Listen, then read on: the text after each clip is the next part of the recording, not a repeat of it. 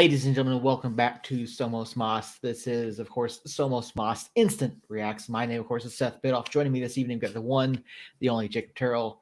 And as the description of the show states, what the bleep was that? I mean, guys, I don't even know where to start. Robert and chat, appreciate you being here. If you're joining us on Facebook, YouTube, be sure to throw your questions and comments up in the chat. We will try to get to those briefly. Of course, we will go into more detail, more discussion on Tuesday night. But Jacob, let's start instant reaction. 4-2 loss to Monterey Bay this evening.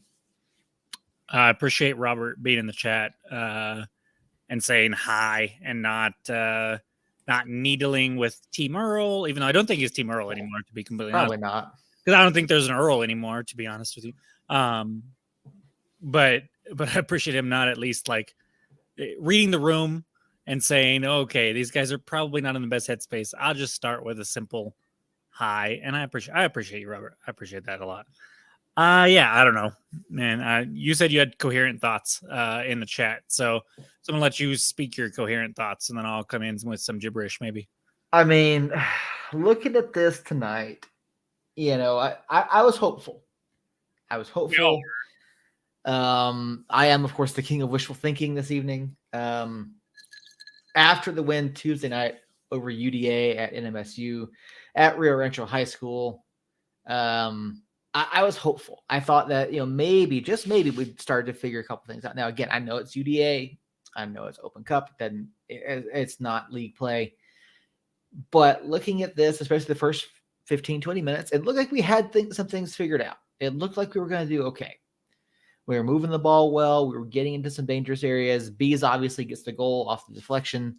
So congratulations to Bees. 50th league goal in the regular season for him. So congratulations to Bees on that. But from there, it all went downhill. And I think you can point just a hair. Okay. The goal, that first goal, because congrats to Bees. Yes. I do not praise Armando and Sergio ever, probably. But it was Armando's effort on defense that created a turnover that led to Harry finding Rivas with a bunch of space down that side. And then Rivas, I don't know if it was supposed to be a shot, supposed to be a pass, but he put a ball in a dangerous area, which is what you're supposed to do in that situation. Something that we really didn't do all night. We decided to dribble into 5 people and lose it, or other dumbs, or pass it to the other team, or pass it to nobody in particular. But at that moment, it was like, hey, we've looked really good in 12 minutes. We score. We look good after we score for a few minutes. And then, like you were about to say, I don't know what happened after that. It all went downhill. And you can point to every single one of these goals and point out a mistake that led up to it. I mean, you look at, I believe it was the second goal of the evening. Sam just gives the ball away in the midfield for that was our third. Okay, yeah, it was the second or third. I couldn't remember. So the first one was transition defense. Mm-hmm. We talked about that last week. Goalie coming out on a corner for us, gathering a ball, rolling it out to Sam Gleadle. So goalie, middleman, goal scorer in just a handful of touches, which happened again on a beautiful flick into the path of Sam Gleadle for, I believe that was the second goal. Yeah, Gleadle's was the second. And so just, I mean, that one, I'm like, that was okay. That was a beautiful flicked on header right into the path of Sam. Sam finishes it beautifully. Kudos to you. Sucks that we're down 2-1. But wow, Jerry. We have not seen Jerry in months. God. How you been, buddy? Glad. I can't say that I'm glad that you're here tonight, but it's good to see that you're alive. We have missed having you in the chat. Crap you are, Jerry. To basically be absent for a year and a quarter when your team is doing absolutely terrible and we're doing okay to good. And then at our you decide to come back. Well, I mean, just cherry, Jerry. I mean, wow. Just wow. But anyways, yeah, transition defense just was absolutely atrocious. And then, of course, you have Sam forgetting what color. Well, I mean, to be fair, Monterey Bay did just bring out the yellow crest that, I mean, is almost identical to ours. Now, they weren't wearing that tonight, probably for good reason. Yeah. But maybe he was like, oh, yeah, turquoise. They're turquoise. We're turquoise. They're yellow. We're yellow. Tomato, potato. Sam did not have a good night. Have this. I mean, we've talked about Sam a little bit last year too, and he's had about a bad year or half a year. I mean, right now, but that, I mean, it was a comedy of errors there. It was the turnover, a pretty good through ball that 2 center backs whiffed on, and then one-on-one with the keeper. I was getting into it with Stevan Senna, who I actually agree with 90% of his takes on social media, but he was throwing a lot of blame on Tambakis, which, I mean, Tambakis isn't blameless, but he had zero help tonight. Zero. He had multiple times last year where we would leave him hanging out to dry, and he would get a hand on it and be the hero. Mm-hmm. And I'm sorry, sometimes he's not going to be that guy. It's just, that's that law of averages work that way. He had an incredible save in the match. He had another good deflection on a cross that would have been trouble. And then he missed 3 one-on-one opportunities. Because the fourth goal, I'm not giving him, the fourth goal wasn't on him whatsoever.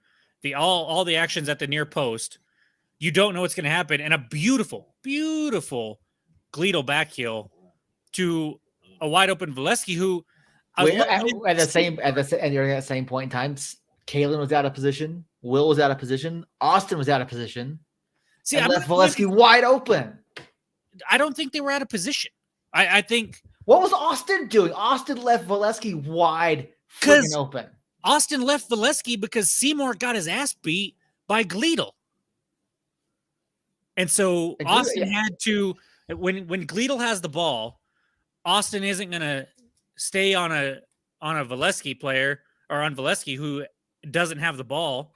He's got to go to the guy with the ball to stop him and hope Seymour transitions and rotates over. But Seymour gets his ass beat by Gleedle and then just gives up. And the back heel it was out of nowhere. Nobody was really expecting it. And yes, Valesky was wide open because Seymour didn't transition. I was very upset with Seymour because he looked like, what the hell, guys? And maybe there was some stuff he was mad about, like in the build-up there. Mm-hmm. But at that particular moment, Valesky Gleedle, like, gets in front of him, shoulders him off, and then just says, "Be gone, you little pesky fly." And then he's just like, "Oh, okay." Yeah. And then just stands there, doesn't look for another guy. And then when the back heel comes, he's like, "Oh, Valesky's there. What are you guys doing?" And so when everything's shifted to that corner and they're already up 2 goals, your main priority there is to pressure the ball and try to win it back, which is what Kalen was over there doing, which is what Yearwood had to move over there to do because Seymour got beat. And then just a brilliant pass beats us. And I'm not going to blame Tambakis for that one either, because he's at the near post guarding against a shot from Gleedle. And then a beautiful back heel. He didn't have time to react there. I mean, nobody would. So to Robert's point, I love Gleedle. I've been yelling that we need Gleedle for the past 3 years. I would have loved to have had Gleedle come in. And to ask to the question as to where's Earl, we have no idea. We have no idea. We haven't heard from Earl since Tuesday, so we don't know. For all we know, he's dead out in mountain air somewhere. Earl has a family. Yeah. And he's not used to the family like we are, so he's got to learn how to juggle things. He might not have even watched the game. He might still be watching WrestleMania from last weekend. I don't know. Yeah. Jerry, to your point, we do not have Saturday League teams here, so you were watching United, of course. Jerry, I'm sorry. Jerry can fuck off right now. Like, I love you, Jerry. I do. But to come in at this particular moment is just such low class. It just really, really pisses me off. I'm laughing to keep from being very, very upset with you. But yeah, after about the 15-20 mark, it just became like the Gleedle Valesky show. And I mentioned all three of these guys in my preview, Gleedle, Valesky, and Dixon in my preview for 117. I mean, all three of those guys just unstoppable. What's crazy is Dixon is up for Player of the Month, and he was the quietest of the night. Yeah, one exactly. Goal. Gleedle with 2 goals or 2 assists and a goal. Valesky with 2 goals and an assist. I mean, just world class from them to an extent. Also, very poor defense from us and turnovers and stuff like that. But I think we got real fortunate with our second goal. But like we just were not playing well at all. What I don't understand is what the hell was going on with that surface? Like, I don't know. Players were slipping all over the place. And as it got later in the match, people just kept slipping. Like, I thought we might see a spike change at halftime, something to give us a little more traction. I don't feel like we slipped as much in the second half as Monterey Bay did. But that first half, we were like, it was like a slip and slide in the first half for sure. Yeah, and the broadcast team kept saying how slick or how wet the field was. I couldn't figure out why. But on the coast, yeah, I just is what they're talking about. The sun went down, the dew and stuff, but it was rough there for sure.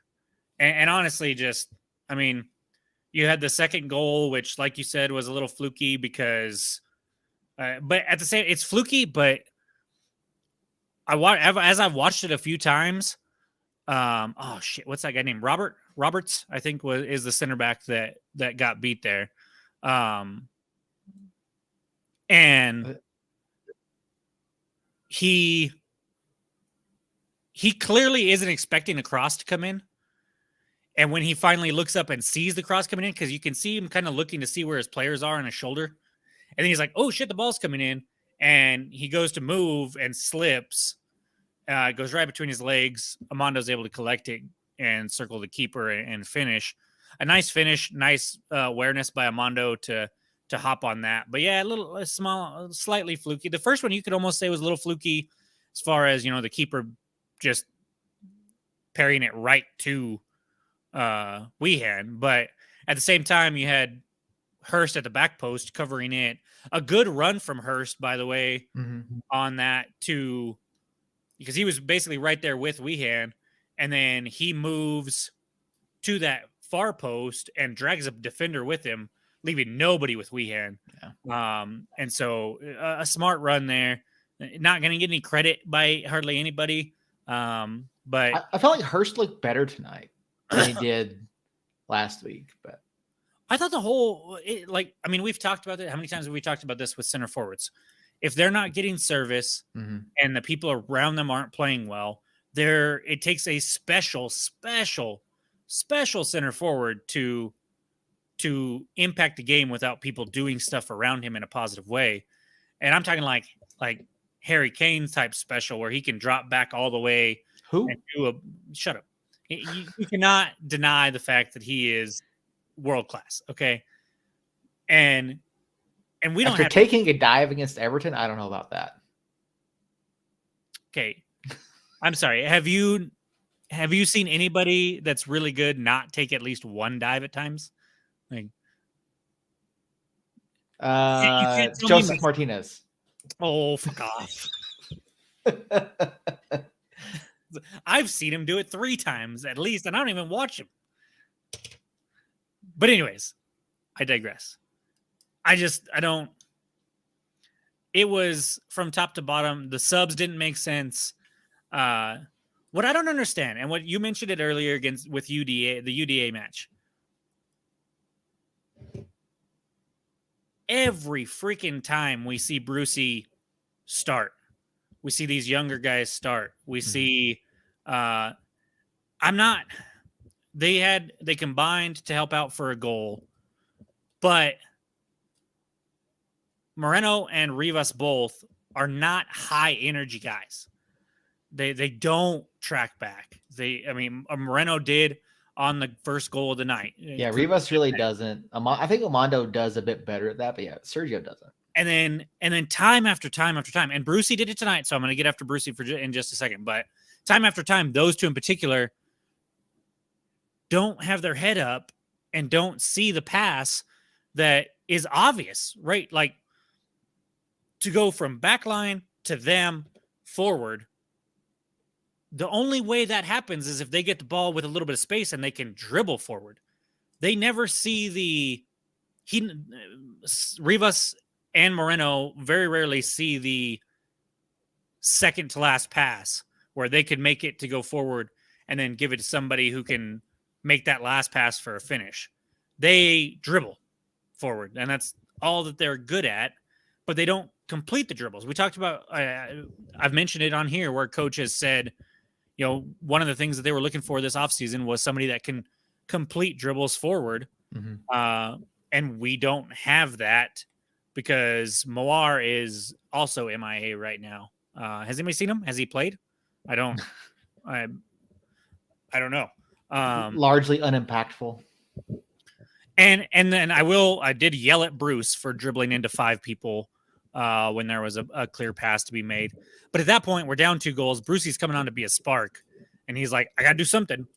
And usually he makes that pass, but he didn't tonight. And so but he's got enough track record with me anyways that I'll give him a little bit of the benefit of the doubt. But there was just a lot there that was just from top to bottom was just frustrating to pick out, one individual player that did poorly tonight is just, it's not possible.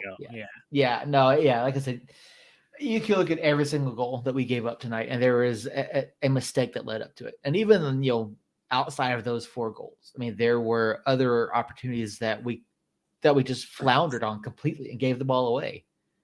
Mm-hmm. And it's really unfortunate that things still feel so disjointed even after, a very positive night earlier this week. So, but again, and with that, we do have the caveat. It was UDA. We did run a completely different lineup.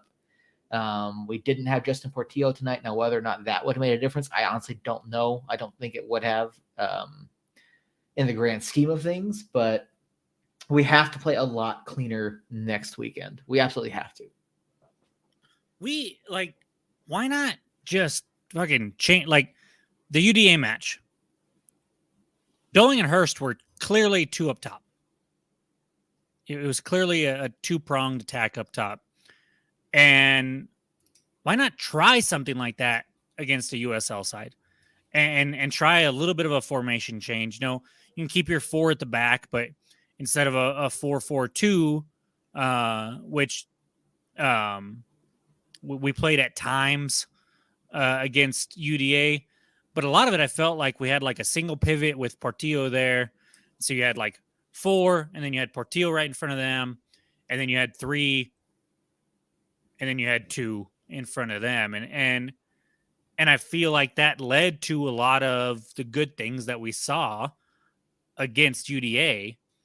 And I don't know if he's scared to leave us vulnerable at the back with that formation or what. But fuck, we just gave up 4 goals. We're already vulnerable at the back. Maybe if we had a little more creativity in the attack, we wouldn't turn it over because Sam doesn't know what color we're wearing that night.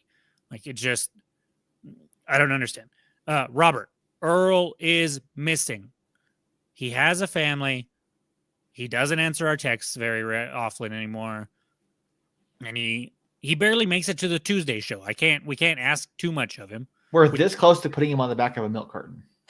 We text him, we send him the link, and he's not here. I don't know. I will send you his phone number, and you can call him yourself and complain. And we're still not convinced he watched WrestleMania last weekend. So I did ask him. I did ask him his favorite, the best match and the worst match, and I didn't watch it, so I don't know if he's telling the truth or not. But it felt like he knew what he was talking about. So there's at least that. Yes, Robert, milk carton missing. That's what we're on the verge of doing. We have no idea. We haven't, like I said, I haven't talked to Earl since last weekend. Jacob spoke to him on Tuesday, so we don't know. We really don't know. But we have said, throughout this year that, with Jacob soon to be leaving for the police academy, Earl with a new family, they will both be taking some time off here and there throughout the year. So there will be times where Jacob and Earl are not here. What's sad is that I will probably still be here more often, even when I'm in the academy. It's entirely possible. But we do have some folks that are willing to come on and help us out with shows and things like that. So there will be continued content. It won't be just me. We will have some other folks on. So, God damn. Oh, Robert coming in with Team Earl. Okay, Robert. All right. We understand the concern. We will put out an APB for Earl to let him know. Robert, if you and Jerry are on the same page on anything, then you could fuck off tonight too. But yeah, not a good night. Not a good night for United. Far too many mistakes. And kudos to Monterey for taking advantage of those. And I mean, local product, Sam Gleedle, absolutely fantastic night. Happy, I hate to say it, in the context of United losing, but happy for Sam. Nah. He fuck off too. Again, Sam's a guy that I've been adamant about wanting here for the past 3 years. So he's a player that if he came to United, I would probably fall in love with him.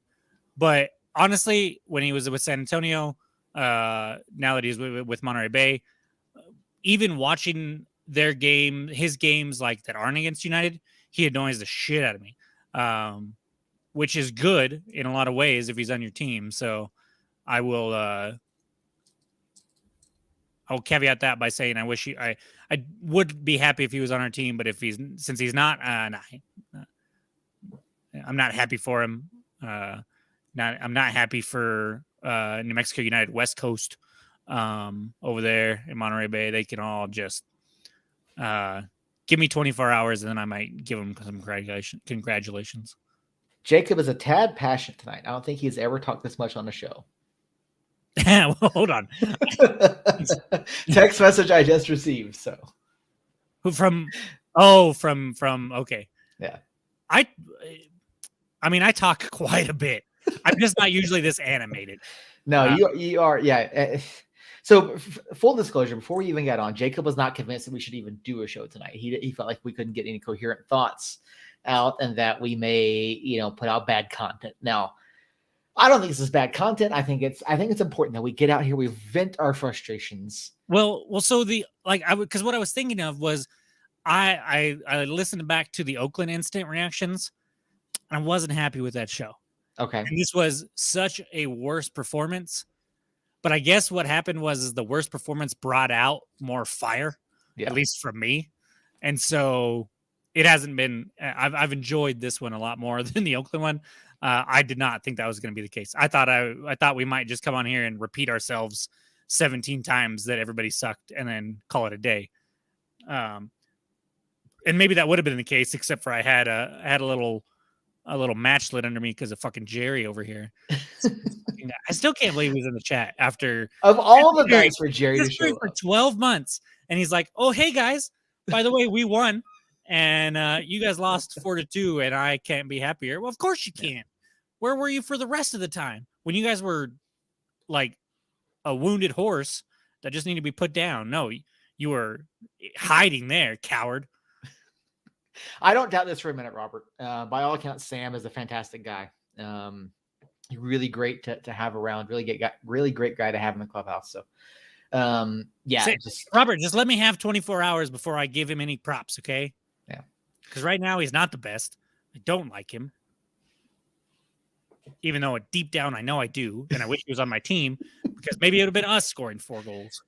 might have been. All right, Jacob. Any final thoughts? I don't think we're capable of scoring 4 goals right now, even We with scored 6. even with freaking Messi against a USL side, I should say. Yeah, that is true. All right. So, any closing thoughts before we end our instant reaction show?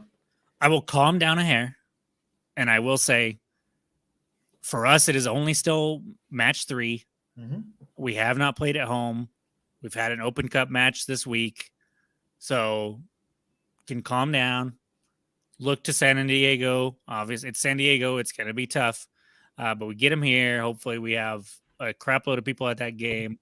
I'll be happy just to, be with you guys and with the Curse and with Tyler and them, and be able to see familiar faces that I have seen some this year because of media day and preseason and the Black and Yellow Bash and stuff. But that energy at the lab for that home opener is always just super special. And so I am really looking forward to that and need to calm down some. I need to stay off of Facebook because people are dumb. Don't go to Reddit either. Nah, I never will. They're all doing this. Robert. Oh, Robert. Anyway, Saturday night, April 15th, New Mexico United home opener, finally, for the 2023 USL Championship season. San Diego Loyal comes down. That is a 7:00 kickoff out at the lab. So if you haven't gotten your tickets already, be sure to head on over to NewMexicoUnited.com, get your tickets. Jacob, will you be there on Saturday? I will. You will. Perfect. I'll be there.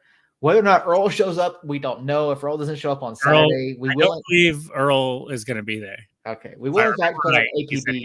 Earl. Yeah, you're probably right. I think he did say he was going to be at the 29th, or maybe I'm backwards. I don't know. Side note, press passes? Question mark. We have not gotten those yet. I'll talk to David for the match on Tuesday night. They had the sticker ones from last year. Yeah. 2 years ago, actually. No, we had them to start last year too. No, I picked up ours that first match for. Did you? I don't remember. Yeah, you used those all year last year because you were the third man out. Yeah, that's right.